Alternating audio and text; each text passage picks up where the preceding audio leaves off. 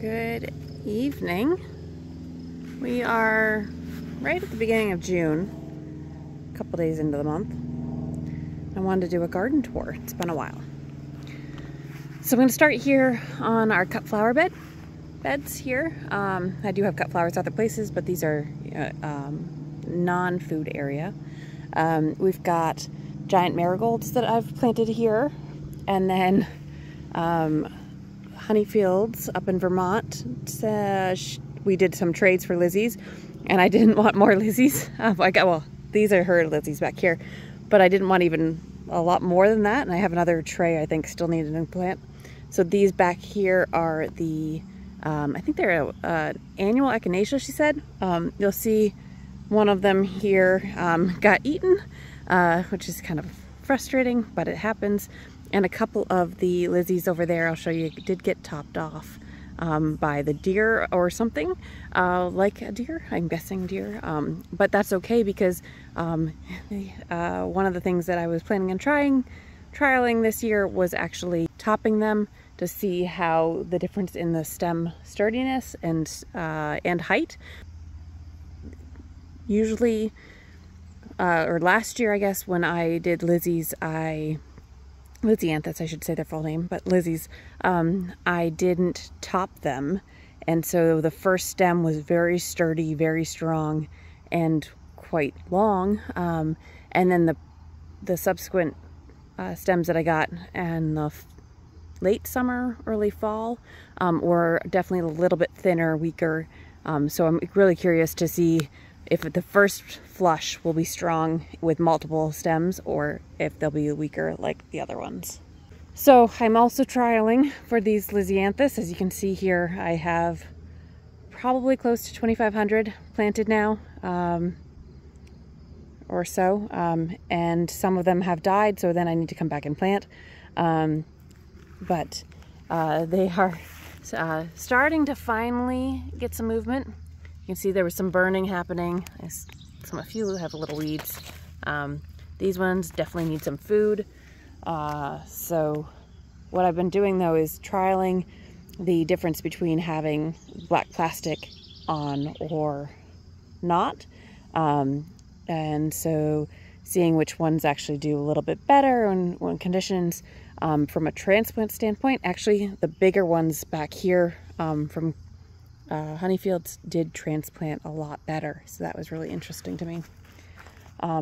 We had some really big heat the last few weeks, and it's kind of been staying really hot, but we're headed into a nice rainy 70s for tomorrow, so I'm excited about that. And you'll see here, even the ones that I thought were fully died back are actually, they had rooted well enough to try to come back out. So you'll also notice here that I have some moles on this end, which is very frustrating. So that, and then you can see the baby deer tracks coming right through.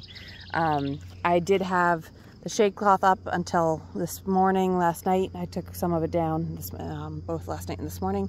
And then you can see these guys got cooked a little bit with the heat. So I did have this shade cloth covering over these guys. But even on these smaller Lizzie's on this right-hand side of this bed are the ones that I potted to 9 packs and then planted out. This size transplanted really well versus the plugs that I put directly in. So I think my plan next year is to actually pot them up first, which means that I have to have the space, which is going to be really interesting if I want to do the quantities I'm doing now. Also, giant marigolds here on the ends. It looks like one got stolen. Sometimes those do get taken out. That's kind of interesting. And then here, this is actually a larkspur. I will leave that larkspur itself seeded. No need to pull that. We still need to finish doing irrigation across these other beds. Usually you put the irrigation underneath the black plastic, so I'll see how that works. If we can just lift up that center side, stick it in and put it back on. It probably won't work right now, but we might be able to feed it through the holes. Worst case scenario, we can use spiders and do some just specific targeting of spacing. So here you can see a little bit of a chomp here, chomp here. Definitely somebody was tasting these. Not great, but you can see here, these are the side shoots, so they will branch out. Having the shade cloth on did help protect them from that, but I do need higher hoops. And I also need to, well, I need to, but I'm not sure it's gonna happen, try to put the Horta Nova, I think it's called, netting, which is the horizontal netting that you put on for holding these upright. Because we get such high wind with it being pretty open up on top of the hill here, although the new tunnel will help with that, these do get quite a bit of wind, so we'll want to try to figure out a way to put the stakes in and get that netting. I do have the netting. I think I have enough, but we'll see if I can get to that. Last year I had really good luck planting cosmos very close together to get the longer stems. And if you remember correctly, actually the bed was right back there where the edge of the tunnel is and where Jace is almost walking to. And so here we had, I'm triangling some more cosmos here. I've got a few more to plant. And then this space is probably going to end up being Lizzie's, where I thought I was going to be doing more zinnias and a few other things. I still have too many Lizzie's left to do. And then I need to come back and fill some of these holes where Lizzie's have died out and try to put some Lizzie's back in. They'll be different colors. They might be a 2 versus a 3, which means that some of them might bloom earlier or later than the rest of the ones around it, which isn't great for efficiency, but at least I'll be filling up the space and using that. Over here, these were the volunteer marigolds. I believe these are the smaller types, not giants, at the end of this row. Those were volunteers into the tunnel. And this irrigation actually we stole from the tomato bed last year that we don't have anymore. So this is about 25 or 26 feet long, to give you an idea. So these beds are about 32 or 34 feet long or so, I think, roughly.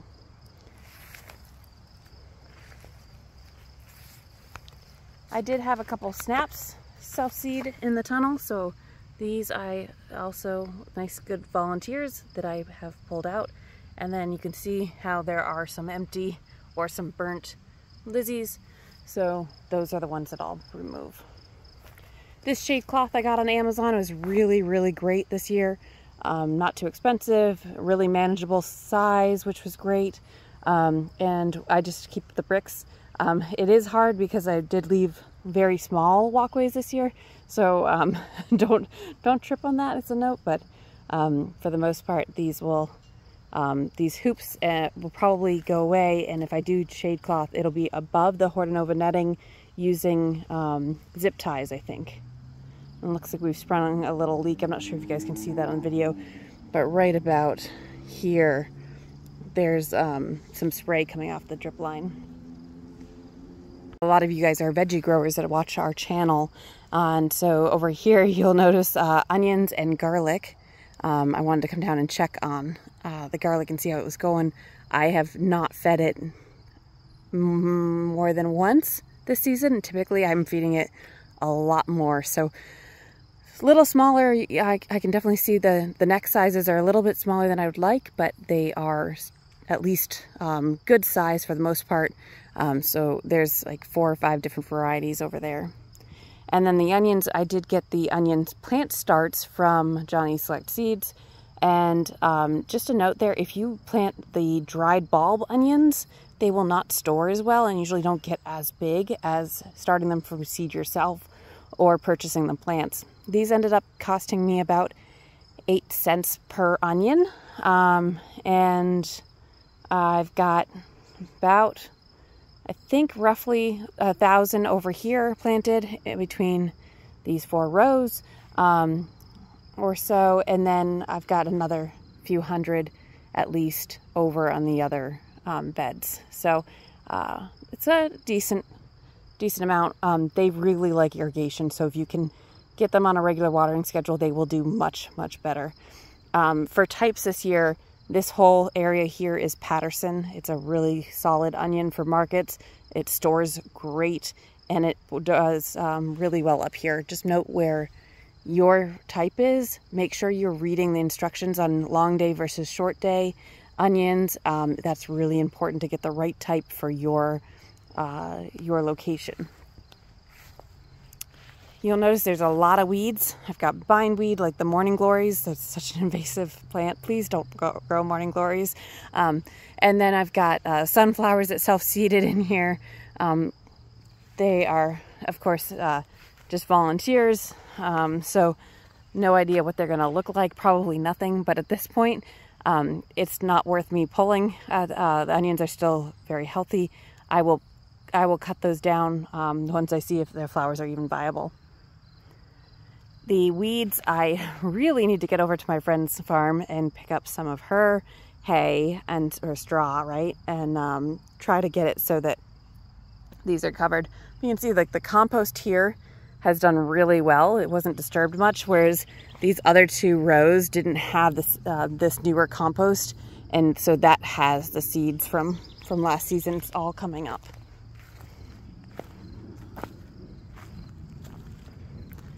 See, I've got some work to do, huh? You might notice that there's like an indent over here. That's from the bear walking through, but the onions popped right back up, thankfully. There's a couple spots there, that you can see the big bear claws. And actually, those were much smaller bear than what we typically have around here. So yeah, this garlic definitely needs some food. But what I wanted to show you guys was the scapes have started. So it's a little late for me to actually start with any food here. What I might do is put some granular down on that, because we don't want to feed it much more fish and seaweed at this point. We don't want to do high nitrogen because we want it to start bulbing. So as soon as the scapes come up, that's when that's when the garlic will actually start to bulb. So very exciting. We'll probably be able to start picking these scapes in another week or 2. Some of them are a little bit further along. So that's a really good sign. It also means that I really need to make sure that I am watching my irrigation on this. They want to dry out some between waterings, but also they want a lot of water. Not sure if you can tell, but these ones are roughly about, I don't know, waist high for me, and I'm 5'5".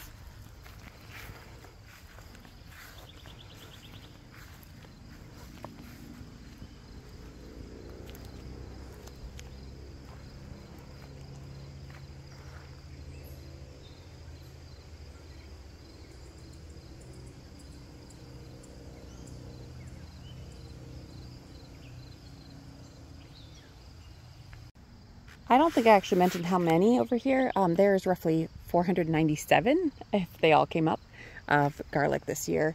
So we did increase for sale. So both for the onions and the garlic, we have pretty high quantities we're hoping to sell to growing places and local food works this year.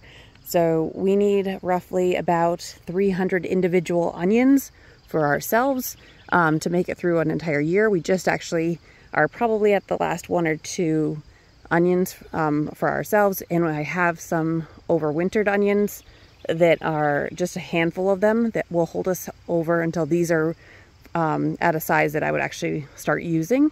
And we will start actually using and picking some of these before they're full grown, so that that's one of the reasons I grow so many.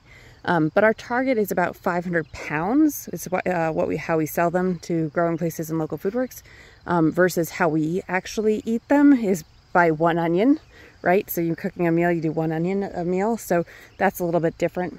On the garlic side, we roughly need about maybe really about 100 garlic heads for us for eating, and then probably another 50 to 100 heads of garlic for the freeze dryer. And we make all our own garlic powder now. Something I probably don't talk about enough. So we will target to sell a roughly 300 heads of garlic this year to growing places and local food works. As well as to Scapes, actually.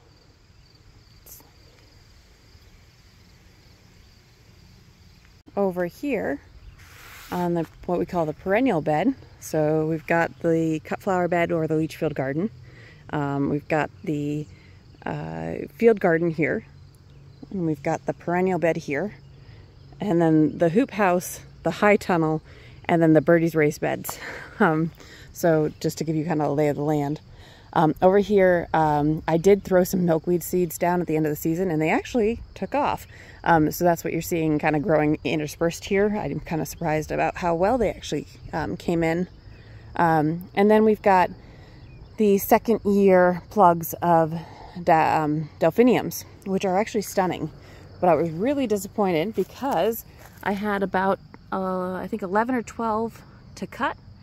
And if you notice, the deer actually came in and ate them. And these are highly poisonous for, like, ooh.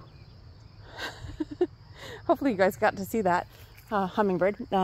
These are highly poisonous for animals, and so it's really interesting, and humans. It's really interesting to see that last year they got eaten too, which I'm really confused by. Again, it was deer. Last year the deer also ate my rhubarb. So that was, rhubarb greens are also poisonous. When we talk about poisonous foods and plants, it is important to know that many of the cut flowers are, but that's not an uncommon thing, and it's kind of an expected thing, and it's just how it works. I don't know if you can see this little guy. He is loaded up there with some good pollen.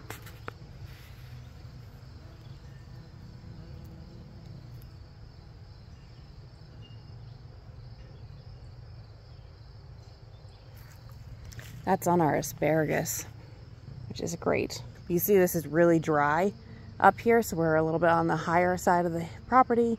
And then we also have a lot of wind that comes through here. I left this weed, I can't remember the name of it, but it is starting to bloom because I like to use this as a filler to get the bouquets a little bit more of that wildflower type of feel. I probably need to stake up the asparagus. As you can see, a few of these are falling over again, but the bees seem very happy. This is also another great cut flower filler, as long as you don't use too much of it. The plants will be fine and give enough energy back. Caterpillars. So, if you notice here, we have caterpillars already. They are really bad this year, and this is a stump that just keeps on coming up. That is on our list, my list, to come back and cut way down again. But it's definitely something interesting to watch for, is what bugs are in your garden, caterpillars and things like that. And one of the things that I do is I put birdhouses up all around, and if I find a caterpillar like this, I will go put it right next to that birdhouse where the wren is sitting on eggs, and she will be very happy. She sings her little heart out when I do that. My peonies are starting to go by already. The gorgeous, gorgeous blooms this year. I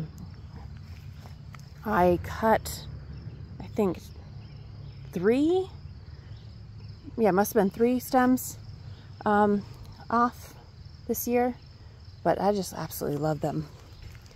And my papaver that I bought last year just went by and just dropped his petals in the rain this morning. But if I go here, isn't that stunning? This is why you can still use poppies even after. This is a perennial poppy here. Sorry for the focus. Over here, I've got my sea holly. This is one of the sea hollies. And one of the reasons I really need to cut this stump back again is to protect that. I've got a butterfly bush in the back there. The Mexican sunflowers, I think, are these. And then I've got the lupin here and here. And I don't even remember what that is. I should know that leaf, and I can't tell you what it is. It looks almost like a carrot leaf, which is probably going to be a Queen Anne's lace or something like that, a wild carrot, but I don't think it is. Yeah, sorry guys, I can't remember that one. The lavender definitely has some bug eggs on it. And then the bronze fennel is another really fantastic perennial here in Zone 5B that is amazing with the ranunculus because it gives it that darkish bronze, like really elegant look. Next to that I have yarrow, which is doing okay, not as great as I want it to do. And then the Shasta daisies. These are the bigger daisies. We've got sedum and more feverfew and tansy. Here's some tansy here. It's really grown in this patch. This I got at a perennial garden club sale. I've got some spiderwort here, and here I love this spiderwort. That is the color it's supposed to be, with a dark purple, which is just fantastic. Salvia in the back here is fantastic for cuts, even though I don't like the smell of it. Some bee balm back there, more sedum, some smaller snaps. Those are supposed to be cut snaps, but they're smaller. And oh good, this one didn't fall yet. Look at this columbine. And I don't remember the name of this one.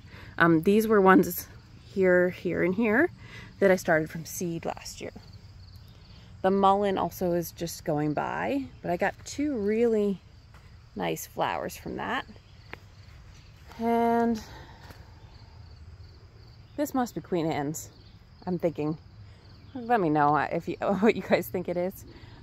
There's oregano in here. I also use the oregano in cuts for a little bit of greenery, and when it's flowered, it's really nice. And then the irises I didn't even mention over here. These are the bearded irises, and they're kind of specialty. These I planted as kind of a nod to my grandmother, who I used to garden with her all the time, but she absolutely loved these bearded irises up at her farm. And then lavender, I finally did cut these down, and I think that really helped. They are starting to come in. These were the two new ones this past year that about doubled in size, so I'm excited about that. In the back here, these are glads coming back up, which I didn't expect. So we'll see if they actually bloom this year. It'd be great to have some more glads. I didn't plant any this year. And I'm happy to see the feverfew patch doing much better. I think this one's called the green feverfew, if I remember correctly. There's an East Hyssop here, and that Liatris, I think, is right here, also in great cuts. Oh, and I have more sea holly. So one of these is blue sea holly, and one of them is like the purplish one. And I've got only a couple that came back this year, which was unfortunate because I think I had like 6 or 8 on each side. So they should hopefully start taking off more and more. Those I started from seed last year. So perennial garden's looking all right. Definitely filled in, and overall I'm pretty happy with how low maintenance it is. But because I'm also using things for cuts, you'll notice I do have a little bit of pathways in. So if that's something you're planning, I highly recommend that. I do need to take back control of this front line as part of my list of things to do this summer. One thing we didn't talk about for the perennials is that there's a big lull in flower farming here in most of New England anyways. I'm sure other places as well, in June. And so you'll notice, you know, snapdragons out here. I planted them a little late, but I don't have any color in my cut bed here for annuals. So what I do have is this perennial garden. So the delphiniums, if I had gotten my act together, I'd have more stock would be blooming right now, potentially. I have snapdragons in the little hoop house. that I'll show you guys. But there's a lot of things that, like the peonies, the ranunculus, the bronze fennel, all, and even if I had just regular irises, which I do need to actually plant in here, those would be very, very helpful right now. You can see the feverfew is right on the edge, so I'll have that in mid to late June, which is fantastic for a filler.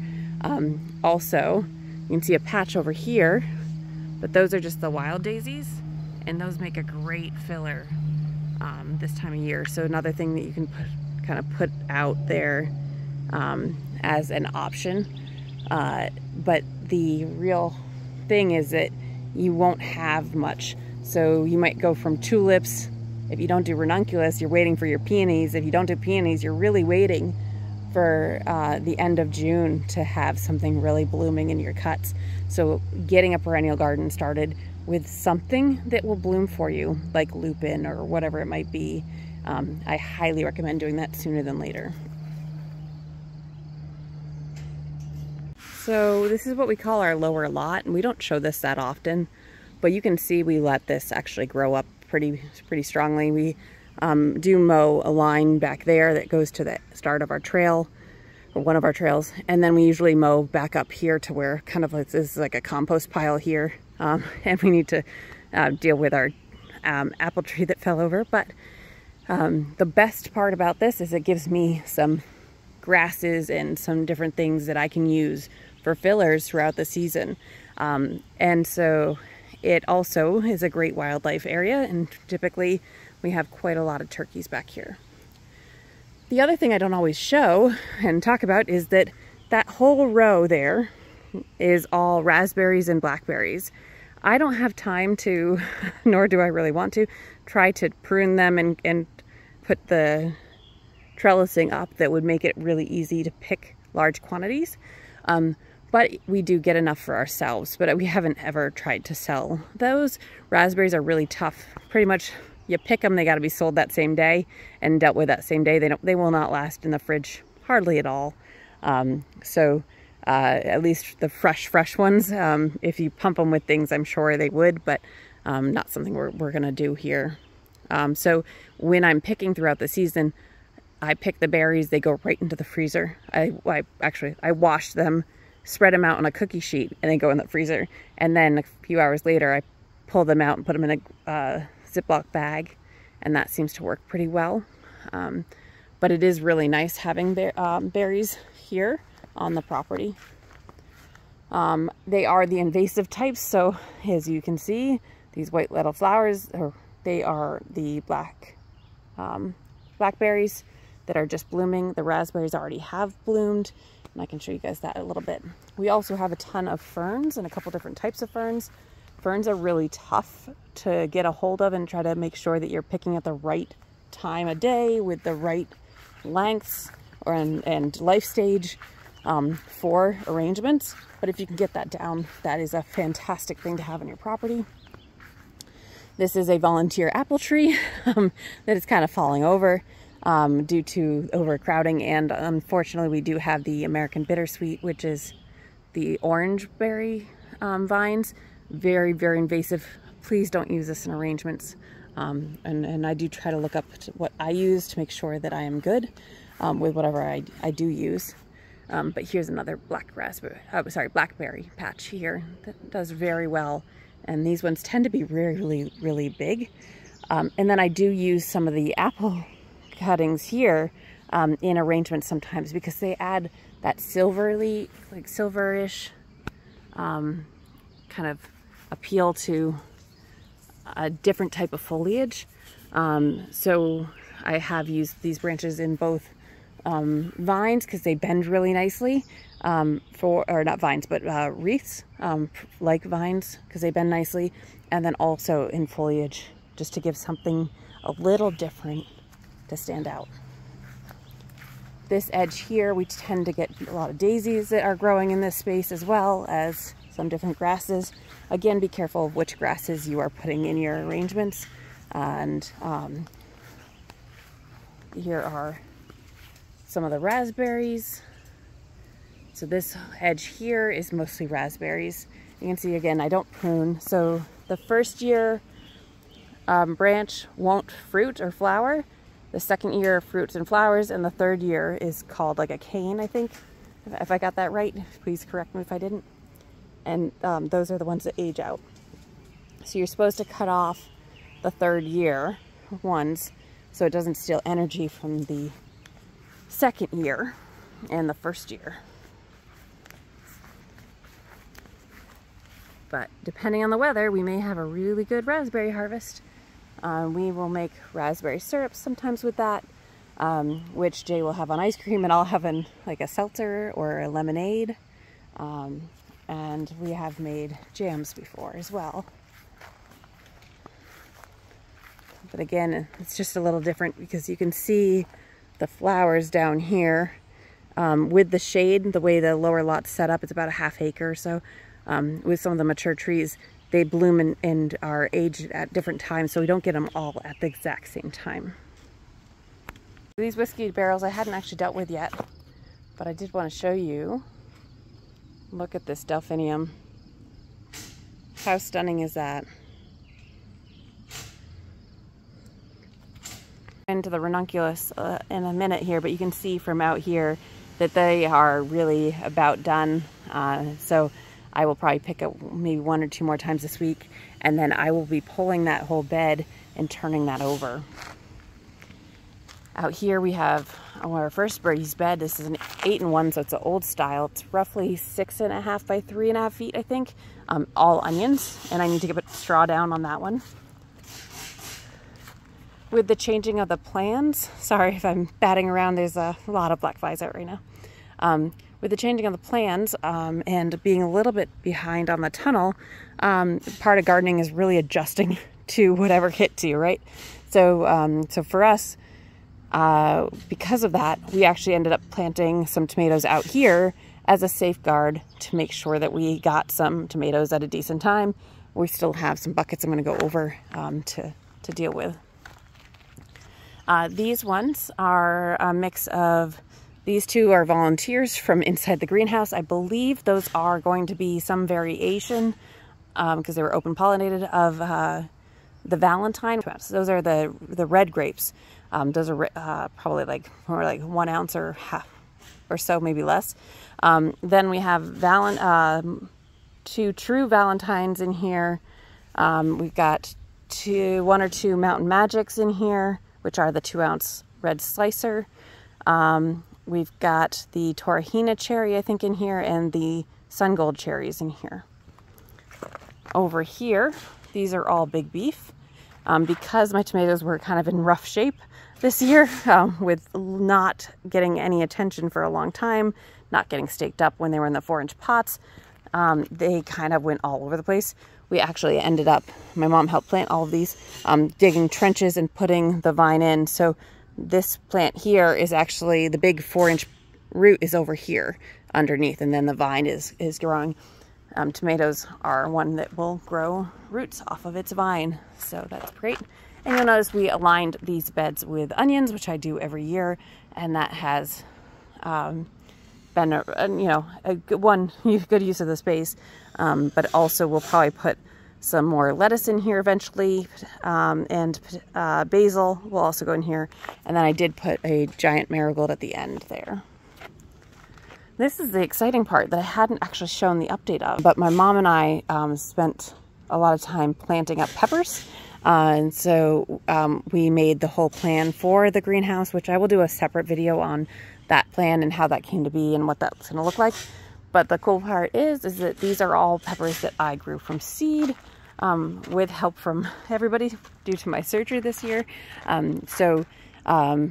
Surgery was end of January, and so as many of you can guess, that's right around planting time. So some of these plants were started mid-January or so, and some of them were started in early February with a lot of help. So these are, let's see, majority of this row are 2 different types of cayenne peppers. There's Ring of Fire, and then there's Red Ember. Both Johnny Seeds. Actually, almost all of this stuff is Johnny Seeds. So you can assume that unless I call it out. But these ones are definitely needing to be fed. They really needed to get planted up. But that allowed us to clean out all the peppers from inside the tunnel, or the little hoop house. And so we will be planting up, I think, 50 cayenne peppers when we're done. We've got a couple escamillos over here. We've got like 7 or 8 poblanos already planted up over here. And these are all jalapenos, I believe, right here. On this side, we have picnic peppers. You can see I stopped mid-prune, and I haven't come back and cleaned up these leaves. I need to do that.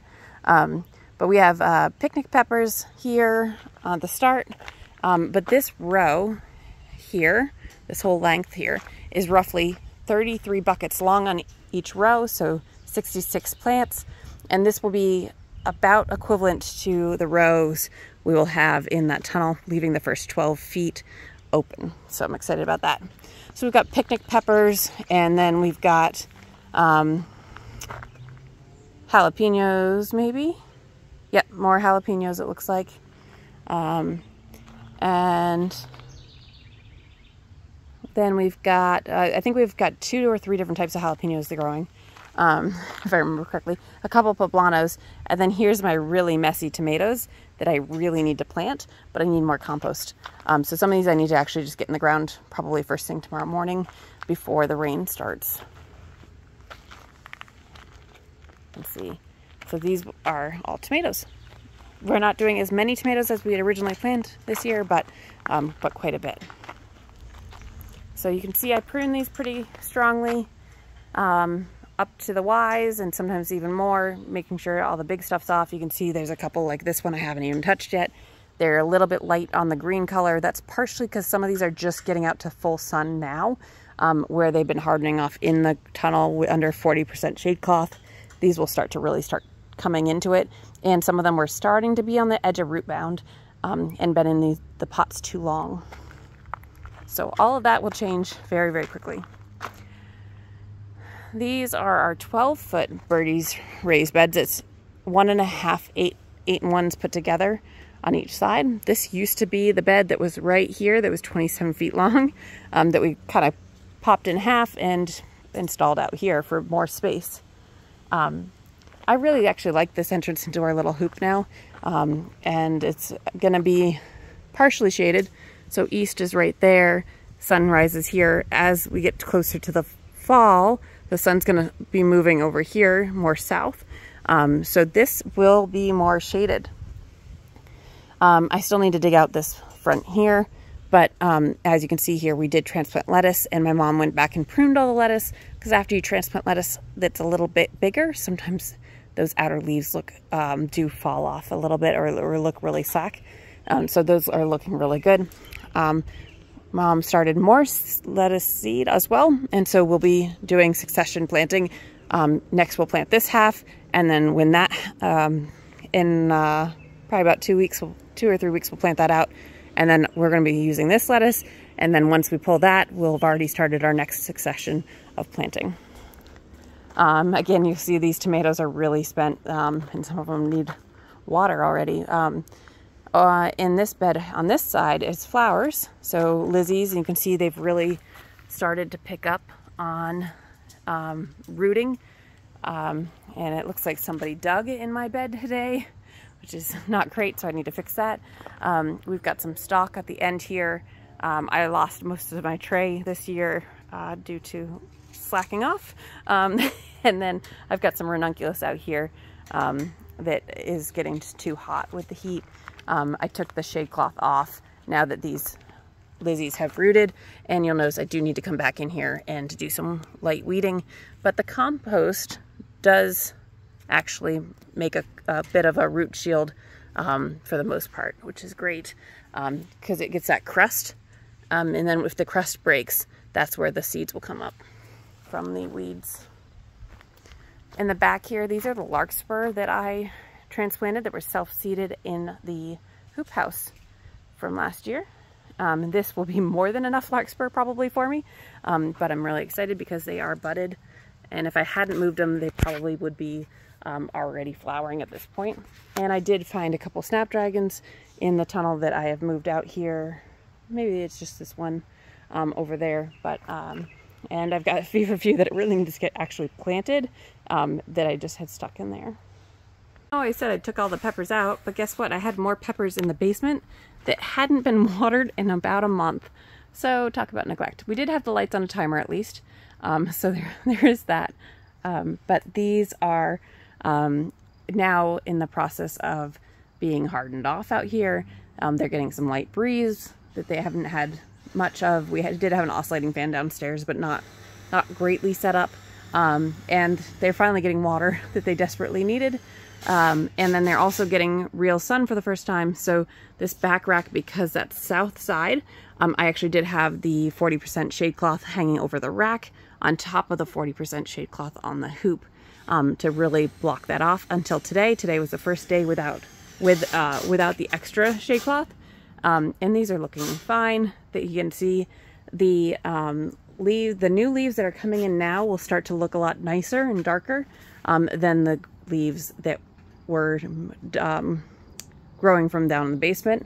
And so we may have some burning happening, but I doubt it because it looks like they made it through well today, and tomorrow's supposed to be mostly raining. This is another tray of Lizzies. It needs more water. These really need to get planted out. So this is on my list of early tomorrow morning before the rain starts. And then the Dusty Miller and the Eucalyptus need to get planted in this bed, or one of these beds, as soon as I get that ranunculus out. The hanging baskets, we have sold a few, but we still have quite a bit. So if you're local and looking for hanging baskets, these are the Mega Copa or Bacopa that are the large ones.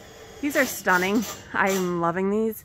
But we are doing a sale, 2 for $40 right now. So let me know, and we can, or you can purchase right on our website at flickerhillhomestead.com. Oh, Lizzies. So just like outside, I always plan on loss, and I can't quite figure it out. These I'm hand watering very carefully, and I'm still losing Lizzies. So they're very susceptible to a bunch of diseases and things like that, but these just look like they're just not rooting very well. So I'm not sure what's going on. If I was to pull one up, you can kind of see there's just nothing going on in those roots. So maybe it's Fusarium wilt.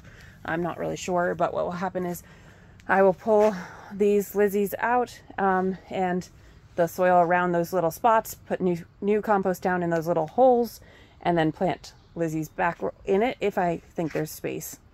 But you know, some of them are really taking off, and then right next to it they're dying, or they're just really almost rosetting, I think is the name, where they're not growing upwards yet. These are all the dark blues, dark purples, I believe.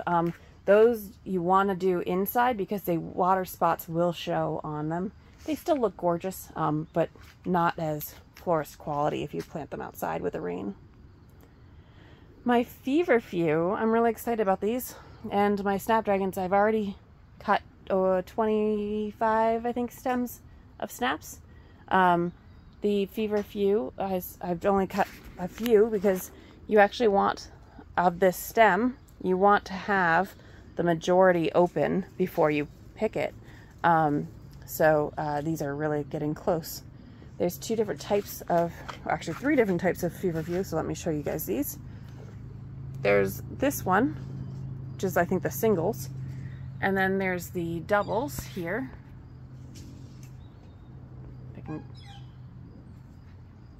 And then we've got these ones, which are even, like, I think considered greens.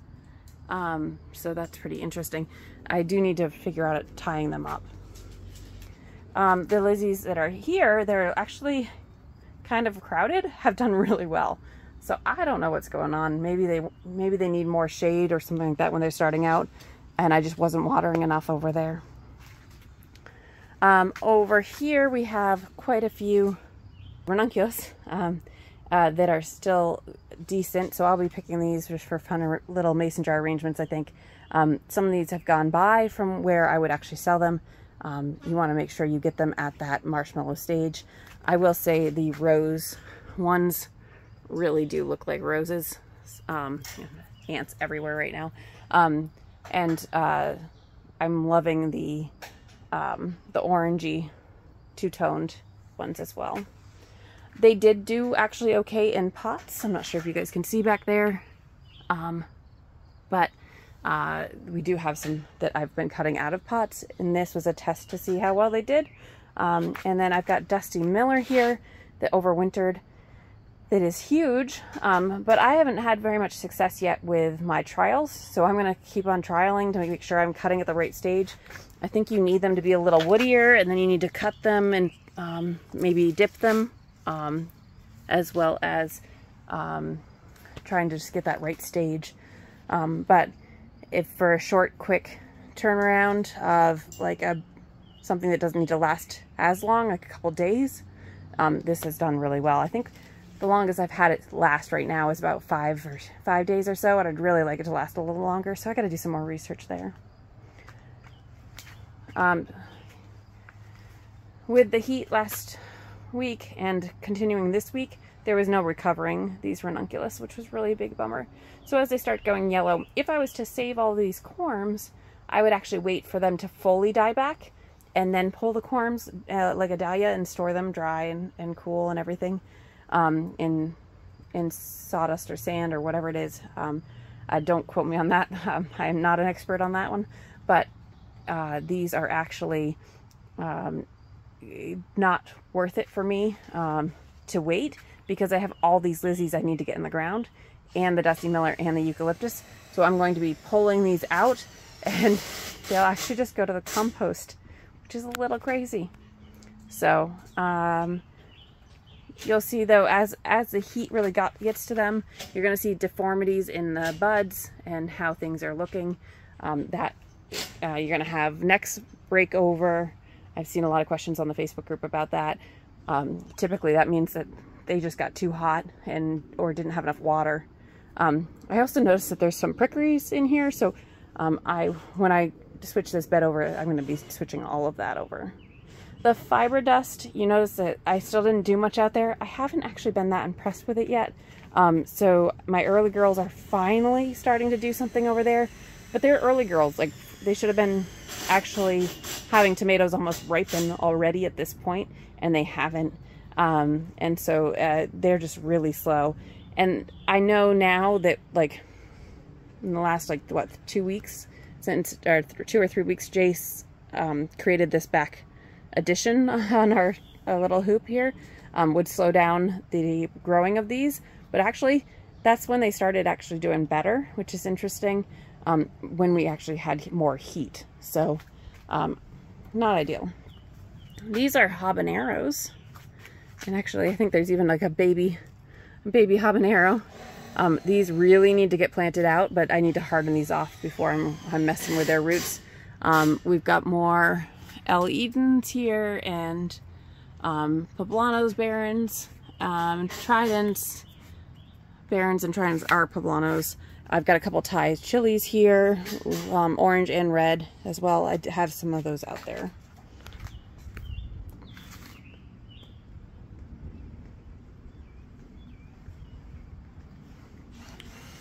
For seeds, we've got this whole tray of different types of lettuce. So some of them we're trialing this year that are new. Some are our favorites, like Paris Island for romaine. We've got squashes. So although it looks like someone might have started to dig in my squashes, so maybe I need to move that. There's cucumbers, cantaloupe, watermelon, summer squash. Let's see. Yeah, I think that covers everything. And then there's pumpkins. Oh, this is a bummer. Look at these seeds. Somebody came in and ate all my seeds. So I gotta probably replant those now. This is the problem with trying to seed out here, and I should have put the hoods on, but I didn't. So maybe what I'll do is I'll try to move them up to a top level when I reseed. But these are all butternut squashes as well that I need to get moving because I'm a little bit behind. Out here I do have some of the Sun Gold cherries at the end in the fiber dust that I pulled out of the tunnel to see if they'd do better. These were the only ones that were actually doing okay out of the 4 bags I started. And they are fruited. They are doing all right, but they did lose a lot of the fruit as well, which is frustrating. And here you'll see all these Lizzies that I still have to plant that I had gotten from plugs that we potted up to 6 and 9 packs, and some extra Bacopa, Cosmos, and giant marigolds. Here we've got basil and big beef tomatoes as backups because my other tomatoes were so bad. Cherokee Carbons, Tomatillos, and Zinnias. These are the buckets I still need to wash, so we're airing them all out. Then we've got over here, we've got all the mulch that we still need to start using, and compost, I need to order more. And over here is the part of the Birdie's raised bed garden. So we have actually quite a few of these Birdie's beds. We've got 3 staged right here. We've got components that are staged underneath the tunnel, like the little cattle panel tunnel there, for extending this other side, so they match. So there's a lot going on here, and basically we're really primarily focused on getting the tunnel. Jay's primarily focused on doing the tunnel, and I am working on adjusting and trying to get things planted the best I can around him. So he and my dad, and you know, I help when I can, are good. So that's one of the reasons we really wanted to plant with these buckets and these bins, is so that we can move the plants into the tunnel as soon as possible. One of the nice things about the grant we got is it does not require the in-ground growing. Over here in this first Birdie's 8-in-1 tall, it's a 30-inch tall height bed. This one is has the 9 poblanos here. We actually may dig these up again and move them. If you watched our earlier video, 3 of these were over in that bed, and I keep on moving them. These may all also go into buckets now to adjust our plan, which would free up this whole bed for more bell peppers here. And then this second bed in here will be pulled pretty quickly here, and the transplant radishes and the lettuce here. These onions are 2nd-year onions, so they're all going to go to flower pretty quick here, as you can see, and that will change their flavor. So all of this will get pulled, and this will become carrot bed, I believe, this year. So we have a full bed of carrots. We're a little bit short on carrots where I only have this half bed right now. We are behind on that planting schedule, which is not the end of the world. You have to be able to adjust very, very quickly and not stress too much about what you have going on where. You can see these peppers all really want to be planted as well, so another reason to really push to get things moved and adjusted. And I have a couple cloudy days coming up, which is a perfect time. Mom got all these planted, so we pulled all the potatoes. I'll put some footage in of that, and kind of talking through why we pulled the potatoes that were here. So the potatoes were already blooming at about 45 days, which is way too early. So something went wrong with these. I'm not really sure what's going on. So I'm starting to pull some of them, and I've got a little bit of a pile here. As you can see, with 4 or 5 plants already pulled. There should be more than that at this stage. When they start budding, and blooming, that's when you can steal potatoes. But I did want to show you this one that actually in record time has grown. So this is the seed potato here. So this is the plant, and then all these veins come off, and that's where the potatoes grow. So this one actually has a decent amount on it. But since all the rest we are kind of small for their size and already going to flower, I made the decision to actually just pull these, and we're going to plant bell peppers in this space, which will be really helpful for us as we are short on space currently. All right, the guys are working behind me, so don't mind the noise back there if you hear anything.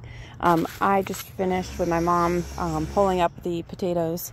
So we've got kind of a pile of the old plants here. These were only one plant actually had a decent amount and didn't look stressed.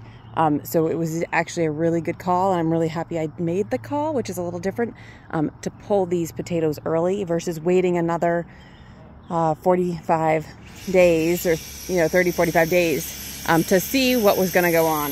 This is all I got from like 15 plants or so. I can't remember exactly. It is, a good amount for a nice big lunch, but not enough. So as you can see, it was definitely worth pulling. Good decision on that part, but that is a tough one to make a call on. And so I'm happy that that worked out for us. And I wasn't really upset about it. Here, this is about 21 bell peppers. This is a mixture of a few different types of bells. I think mostly these are King Arthur and a few Ace, whereas down here, these are all Ace bell peppers. And then I still have the bell peppers over there. I'll show you in a second. That also will stay in that bed there.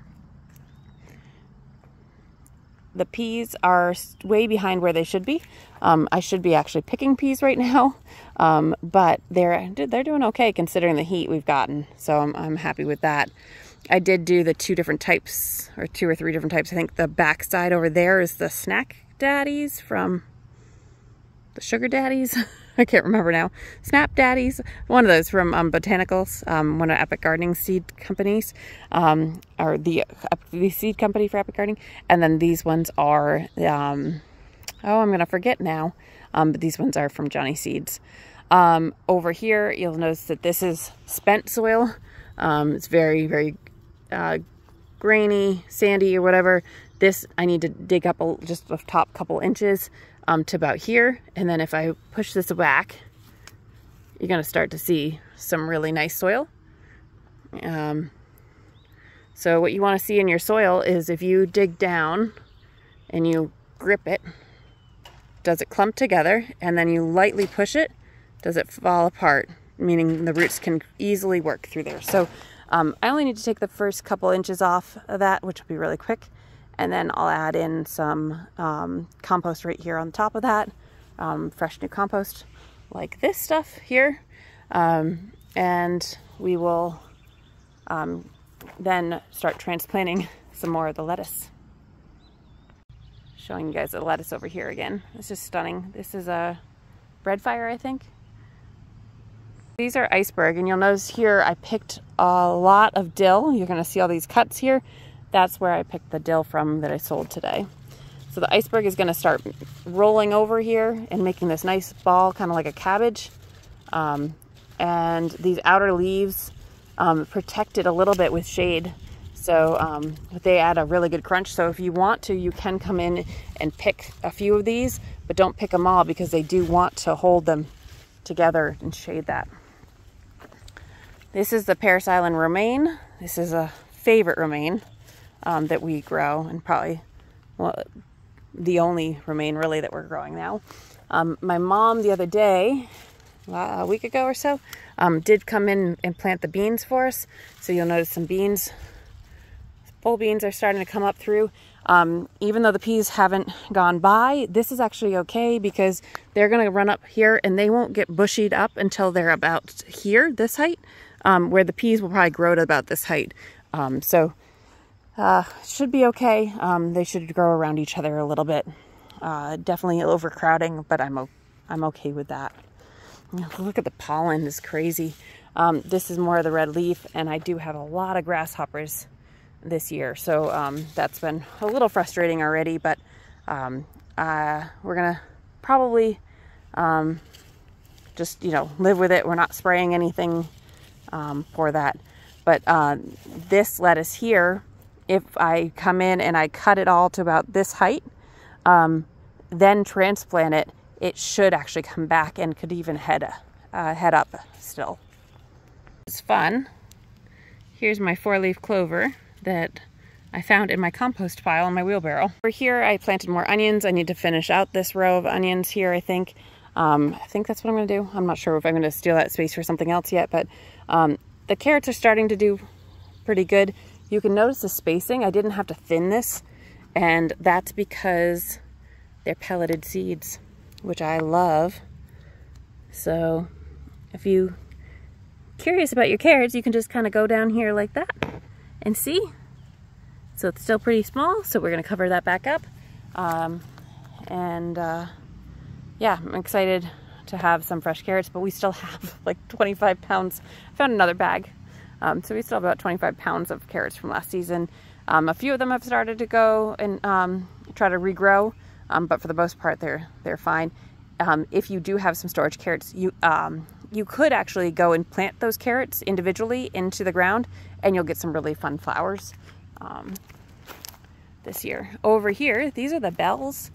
So I'm letting these actually go to fruit because we are going to be out of our bell peppers. And I was a little late planting everything. So I have some decent bells already. This is one of the reasons I start my bell pepper plants so early, is so that these are strong enough to hold some type of peppers. This one that has a ton of them on it, I'll probably pick a couple early, but it should be good. Notice that I also am keeping this nice and pruned at the bottom. You can see I need to come back and pick these off. That helps a couple of different things. One of the big things is it helps with the airflow and less disease. The other part of it, though, is that actually the birdhouses that I have are mostly house wrens, and they love coming in. Once these kind of tunnel over, house wrens will come right in here and pick off any worms or anything like that, like caterpillars, worms, that they can find on these. So it allows more pest control there. This bank over here I haven't touched it yet. I need to, and so it really shows this year. But this whole side probably is going to end up being zinnias because I have nowhere else to put them. And then the Sweet William and lupin back here are doing really, really well, and the yarrow is starting to come into it as well.